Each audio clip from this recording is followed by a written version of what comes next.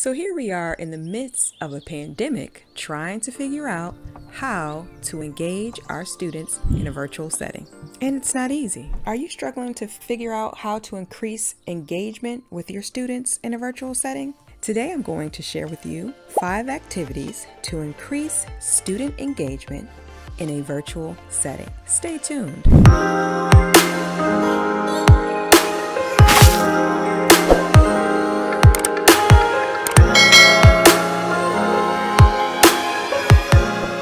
How many of you have seen the movie Ferris Bueller's Day Off? It comes on often from time to time, especially if you're watching 80s movies marathon. Anywho, there is this scene where there's a teacher in a classroom lecturing his students. Anyone raised or lowered? I think the topic was on economics or something. I'm not quite sure. Anyhow, he's standing in front of his class. He's giving a presentation. He has notes on the chalkboard behind him and he's referencing them. However, the one thing that's interesting about this clip is that his entire presentation is quite dry. And so as he's speaking to his class in his very just monotone, dull voice, Adams, here. The camera frequently shifts to him and then to his students. And as you look at his students, there are blank stares. They just lack emotion. They're very apathetic. And you may ask yourself, like, are they even listening to what he's saying? Is anything registering? And it is quite hilarious, more so because of the actor whose name I believe is Ben Stein.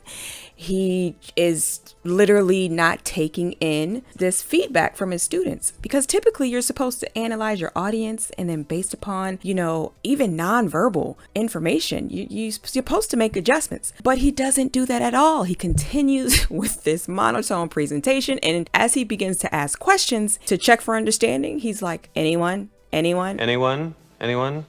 not going to do you any justice. You just have to watch this clip to get the full humor of the story. He's actually popular not only for this scene, but I think a Visine gets the red out or clear eyes commercial as well. Same monotone voice, and as dry and as dull as it is super hilarious and popular. It removes redness and has an ingredient to moisturize. Wow.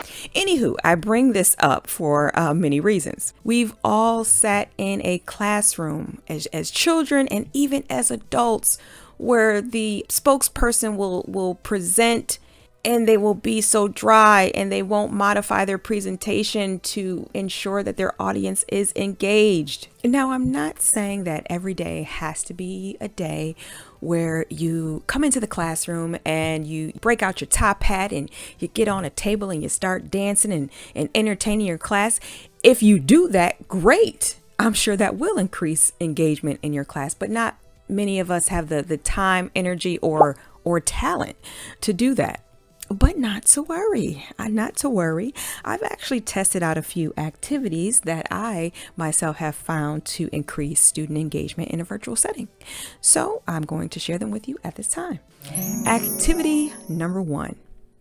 Games. Okay, I'm sure that's not really too much of a shocker or surprise, but yes, students love games. Adults, we love games. I love playing games.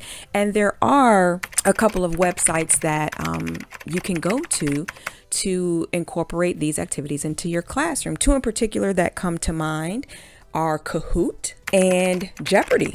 They both can be found from a simple Google search, but these can be incorporated into your classroom as warm-up activities, exit tickets, if you wanted to do a mini review, if you wanted to increase fluency, or if you simply just wanted to have a fun Friday. All around, these activities are such a wonderful addition to your classroom. Activity number 2.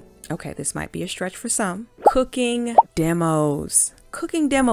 With cooking demos, you can incorporate reading of recipes, math, when you're involving measuring or things of that nature, chemistry, writing. You can have the kids, the students write a summary as you would do if you were doing a lab experiment, or even if you're not doing an actual cooking demonstration, maybe you can simply do some sort of science experiment demonstration from home.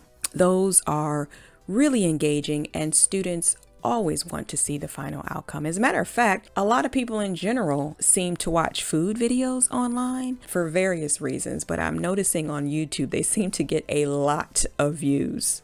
Activity number 3, whodunit games, aka CSI games or crime scene investigation. These activities are not only perfect to help students perhaps work as a team or practice problem solving, but I find they are typically so engaged with trying to really crack the mystery and figure out who actually participated in the crime. And they're usually surprised at the outcome. So I find this activity to be truly engaging. If you want ready-made materials, you can always find some on the Teachers Pay Teachers website. Activity number 4, icebreakers. Now, icebreakers traditionally are done at the beginning of the school year. However, I find that you can really do these types of activities throughout the school year because there's always things that you can learn about your students, and your students can learn about one another that cannot be covered just from a beginning of the year activity. Some things that come to mind are would you rather activities, 4-corner games. And again, these are activities that can be found from a simple Google search, or if you go to Teachers Pay Teachers, several teacher authors have created activities on that website. So those are great to incorporate into your classroom, virtual classroom.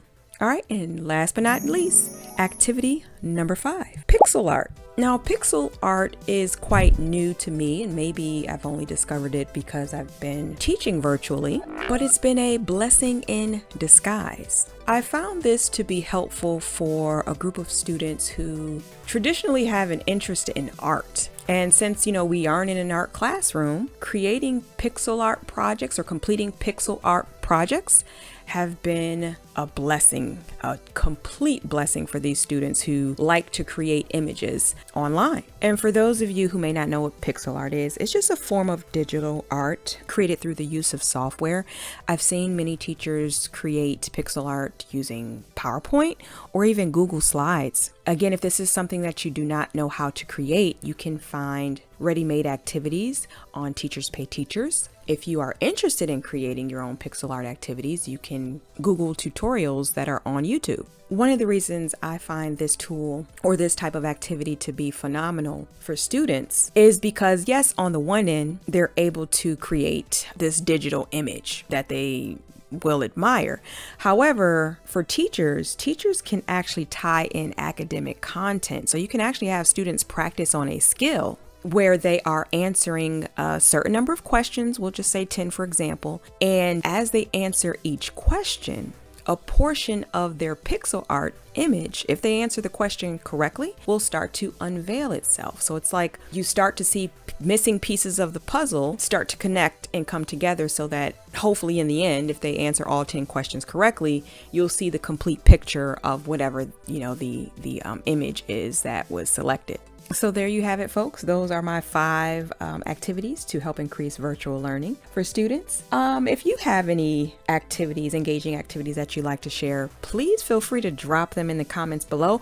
Also, I'd like to know how many of you have seen the Ben Stein scene in Ferris Bueller's Day Off. And let me know if you found that scene to be hilarious, or if not that scene, the Clear Eyes scene. Commercial, I'm sorry. If you like this commentary and would love to share it with others, please feel free to do so. I will see you all in the next scene. Have a great day.